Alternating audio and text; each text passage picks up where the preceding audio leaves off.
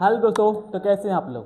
तो आज की क्लास में आप लोगों को बहुत ही मज़ा आने वाला है और अगर किसी भी एग्ज़ाम का तैयारी कर रहे हैं तो आपके लिए बहुत ही इंपॉर्टेंट होने वाला है, क्योंकि जो हम पढ़ने जा रहे हैं वह 2011 की जनगणना 2011 की जनगणना के अनुसार क्या क्या हुआ, मतलब भारत में कौन सा, भारत का स्थान कौन सा है, कि जनसंख्या के दृष्टिकोण से, जनसंख्या घनत्व के दृष्टिकोण से, साक्षरता के दृष्टिकोण से, इन सभी के बारे में पढ़ेंगे, है ना। इन सभी के बारे में पढ़ेंगे। कोई भी एग्जाम हो या फिर उसके बिहार पुलिस हो, दरोगा या कोई भी एग्जाम हो, या फिर 12th का हो या 10th का हो, इस सभी के लिए इंपॉर्टेंट है और लाभदायक है। इसलिए आप लोग सावधानीपूर्वक इस वीडियो को पूरा देखें और आगे बहुत ही मजा आने वाला है। ठीक है, चलिए स्टार्ट करते हैं इस वीडियो को। तुम लोग को भी पढ़ना है, तुम लोग को भी पढ़ना है ना। चलो ठीक है, तो देखो, तो चलिए स्टार्ट करते हैं इस वीडियो को। देखो ये क्या लिखा है ऊपर में लिखा हुआ है 2011 की जनगणना, 2011 की जनगणना, है ना। तो 2011 की जनगणना में क्या क्या हुआ था, बिहार का कौन सा स्थान है ना। उसके अलावा 2011 की जनगणना के अनुसार भारत का कौन सा स्थान है विश्व में, इन सब चीज़ के बारे में पढ़ेंगे। लेकिन उससे पहले देखते हैं कि जनगणना होता क्या है, आखिर जनगणना होता क्या है। ठीक है, तो देखते हैं जनगणना क्या देखेंगे। जनगणना देखिए क्या लिखा हुआ, जनगणना। तो देखो जनगणना को अगर तोड़ेंगे दो भाग में तो दो भाग टूटेगा। देखो जन मतलब, देखो एक होता है जन, एक होगा गणना। क्या होगा, गणना करना। क्या करना, गणना करना। यानी जन मतलब जनता, जन मतलब जनता, जनता बोल सकते हैं, या फिर बोलते हैं लोग। क्या बोलते हैं, लोग, है ना। लोग या फिर नागरिक बोलेंगे। क्या बोलेंगे, नागरिक, है ना। तो बोलेंगे नागरिक की, किसके, भारत के या तो किसी भी देश के, ठीक है, नागरिकों की जनसंख्या का गणना करना, है ना। नागरिकों की जनसंख्या का गणना करना जनगणना कहलाता है। आया समझ में, जनगणना कर समझ आ गया। हाँ, बोलेंगे जनता का, है ना, जनता की संख्याओं का, जनता के संख्याओं का गणना करना ही जनगणना कहलाता है। सिंपल है। अब देखते हैं आखिर जनगणना के बारे में थोड़ा बहुत फैक्ट है। ठीक है, तो देखो इधर यहाँ लिखा हुआ है भारत की पहली जनगणना। तो पूछेगा, बताओ, पूछा हुआ क्वेश्चन है, भारत की पहली जनगणना कब हुआ था। तो कब हुआ था, 1872 ईस्वी में। 1872 ईस्वी में भारत की पहली जनगणना हुआ था। और किसके शासनकाल में, तो लॉर्ड मियो, है ना, लॉर्ड मियो के शासनकाल में भारत में पहली जनगणना हुआ था। ठीक है, लेकिन पहली हुआ था, लेकिन सुचारू रूप से सही तरीके से नहीं हो पाया। और बाद में 1881 में भारत में, मतलब कि नियमित रूप से, मतलब अच्छी तरीके से, पूर्ण रूप से, है ना। तो पूछेगा भारत में पहली नियमित जनगणना कब हुआ था, तो बोलेंगे 1881 में, है ना। भारत में पहली नियमित जनगणना कब हुआ था, 1881 में। या फिर पूछेगा भारत में पहली 10 की है, मतलब देखो जो जनगणना होता है हर एक 10 वर्ष पे होता है। तो पूछेगा भारत में पहली 10 की जनगणना कब हुआ था, पहली 10 की जनगणना कब हुआ था, तो कब हुआ था, 1881 में। मतलब 10 की कहने का मतलब 10 साल, कितना साल, 10 साल, है ना। तो भारत में पहली 10 की जनगणना कब हुआ था, 1881 में। और ये जनगणना किया गया था लॉर्ड रिपन के शासनकाल में, लॉर्ड रिपन के शासनकाल में। बहुत इंपॉर्टेंट है, ध्यान सुनिएगा। ठीक है, चलिए आगे देखते हैं। अगला है स्वतंत्र भारत, है ना। स्वतंत्र भारत की पहली जनगणना कब हुई थी, जब भारत स्वतंत्र हो गया था। जब भारत स्वतंत्र हो गया था तो यहाँ से तो अंग्रेज चला गया था। तो स्वतंत्र जब भारत हुआ था तो उसके बाद जो जनगणना कब हुआ था, तो 1951 इसमें। ये भी क्वेश्चन बहुत इंपॉर्टेंट है ना। ये भी क्वेश्चन क्या, बहुत ही इंपॉर्टेंट है। ठीक, यार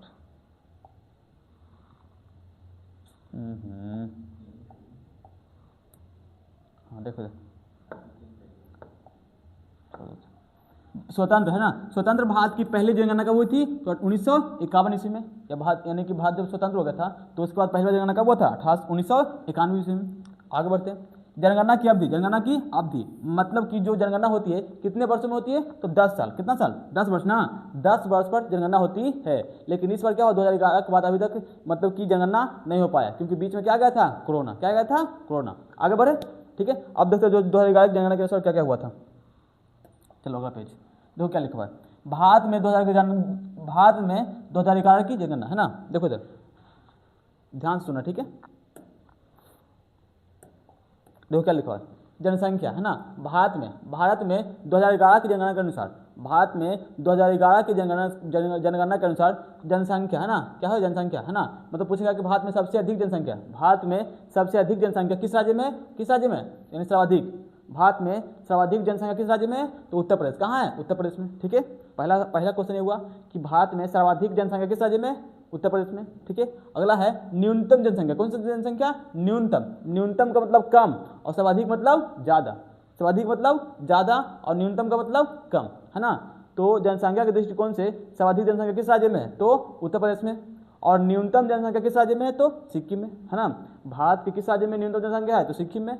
और भारत के किस राज्य में सर्वाधिक जनसंख्या है? तो उत्तर प्रदेश में। आगे बढ़े, चलो देखो अगला जनसंख्या घनत्व क्या है? जनसंख्या घनत्व। तो पूछे जनसंख्या घनत्व है क्या? जनसंख्या घनत्व है क्या? तो प्रति वर्ग किलोमीटर में, प्रति वर्ग किलोमीटर, ठीक है, प्रति वर्ग किलोमीटर में उपस्थित लोगों की संख्या को जनसंख्या घनत्व कहा जाता है।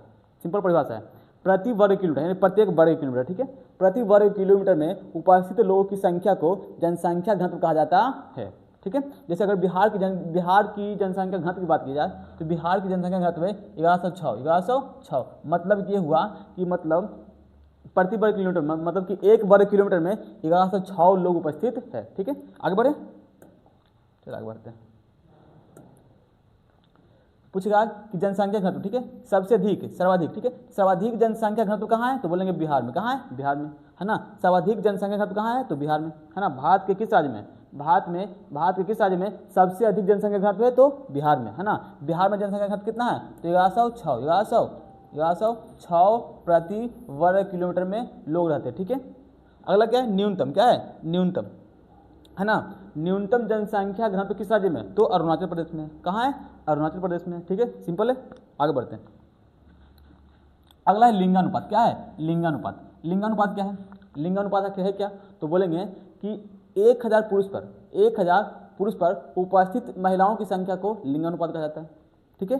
1000 पुरुष पर उपस्थित स्त्रियों की संख्या को या फिर महिलाओं की संख्या को ही लिंगानुपात कहा जाता है। देखो लिंग बोला क्या? लिंग, है ना। लिंग मतलब दो लिंग होता है, एक मेल और मतलब एक मेल एक फीमेल।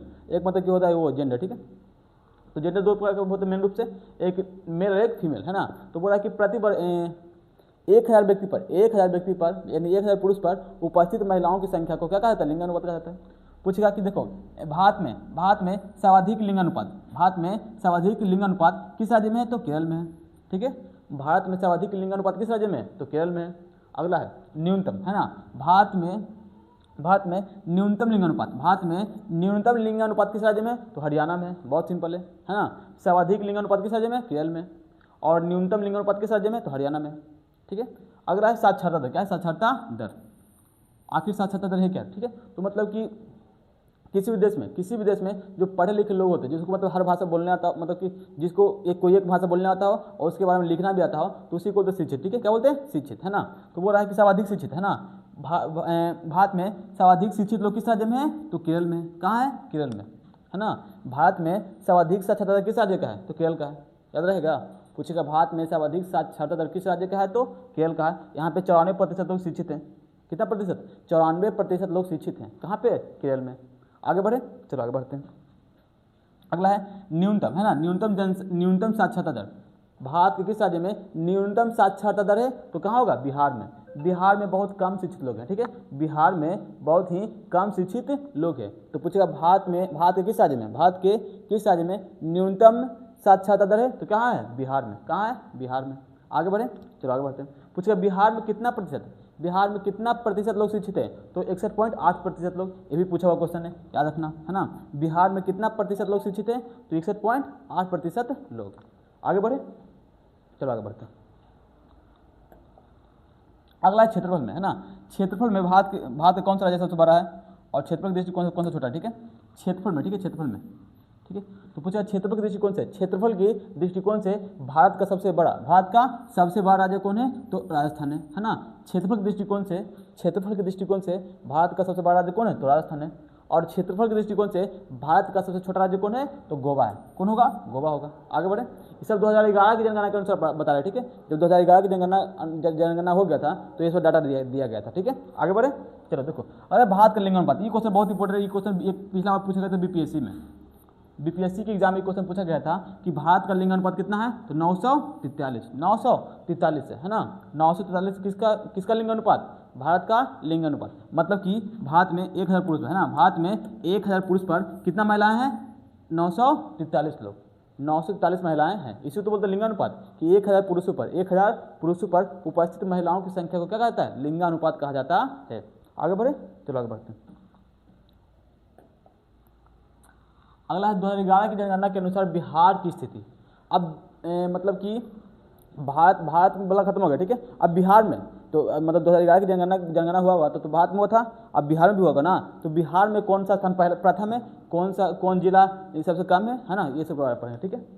देखिए सर, अगर बात करते हैं बिहार की जनसंख्या, तो बताओ बिहार की कुल जनसंख्या कितना है, तो 10,40,99,452 है ना। ये 2011 की जनगणना के अनुसार है। तो 2011 की जनगणना के अनुसार बिहार की कुल जनसंख्या कितना है, तो 10,40,99,452 लोग हैं। इतना लोग बिहार में निवास करते हैं, ठीक है।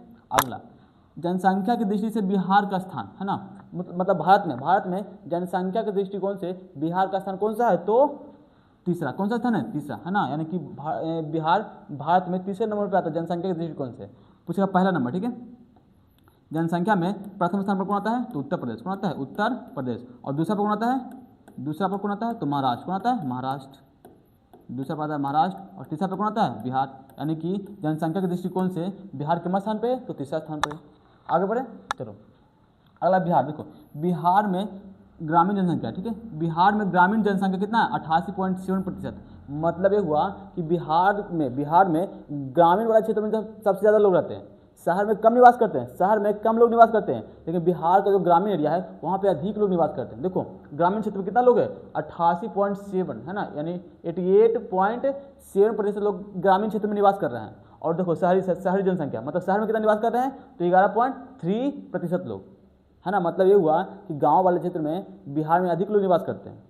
बिहार के अधिक लोग कहाँ निवास करते हैं, ग्रामीण क्षेत्र में, और कम लोग कहाँ निवास करते हैं, तो शहर वाले क्षेत्रों में। यानी कभी भी मतलब कि बिहार के लोग शहर क्षेत्र में जाना पसंद नहीं करते हैं, ज़्यादातर ग्रामीण क्षेत्र में रहते हैं, ठीक है। आगे बढ़े, चलो आगे।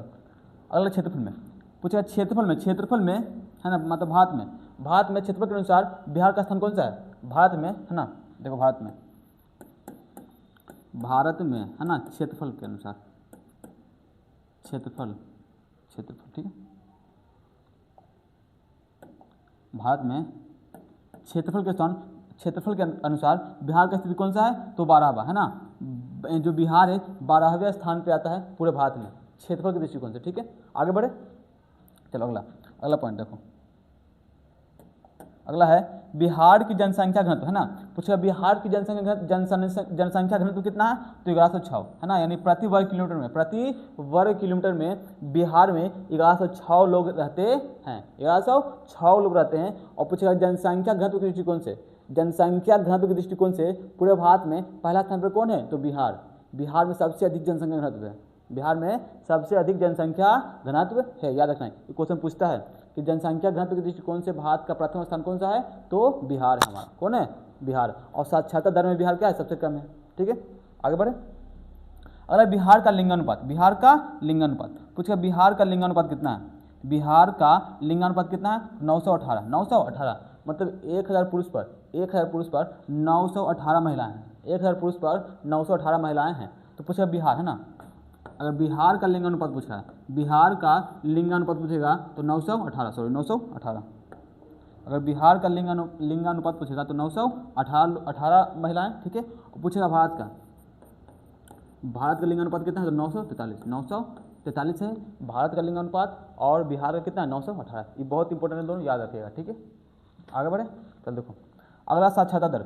बिहार का सब बिहार के संदर्भ में, है ना। यहाँ पे बिहार के संदर्भ में है, और इसके पीछे तक किसके संदर्भ में, तो इसके पीछे तक भारत के संदर्भ में, अभी बिहार, ठीक है। तो यहाँ पे लिखा हुआ है साक्षरता दर। बिहार का साक्षरता दर कितना है, तो 61.8%। मतलब 100% में 61.8% लोग ही शिक्षित हैं। और बिहार का स्थान कौन सा, अंतिम स्थान है ना। पूरे भारत में सबसे कम शिक्षित लोग कहाँ है, तो बिहार में ही है ना। हमारे लिए दुविधा की बात थी ये सब। आगे बढ़े, चलो आगे बढ़ते हैं। चलो देखो 2011 की जनगणना के अनुसार बिहार की स्थिति, ये भी टॉपिक है, ठीक है। तो देखो पूछेगा बिहार में जनसंख्या की बात करते हैं, बिहार में अगर जनसंख्या की बात करते हैं तो सर्वाधिक जनसंख्या कहाँ है बिहार में, तो पटना में।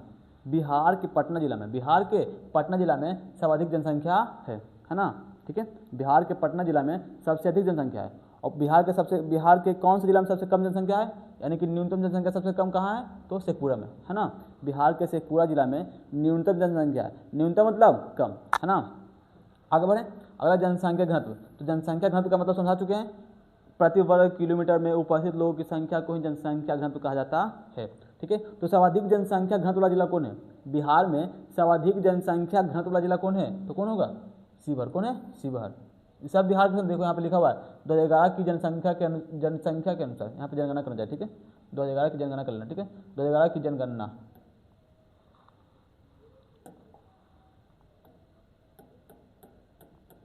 है ना। 2011 की जनगणना के अनुसार बिहार की स्थिति, है ना। तो देखो जनसंख्या घनत्व ना है, तो बिहार के किस जिला में, बिहार के किस जिला में सर्वाधिक जनसंख्या घनत्व है? तो शिवहर में। कहाँ है? शिवहर में सर्वाधिक जनसंख्या घनत्व है, मतलब सबसे अधिक जनसंख्या घनत्व यही है, ठीक है।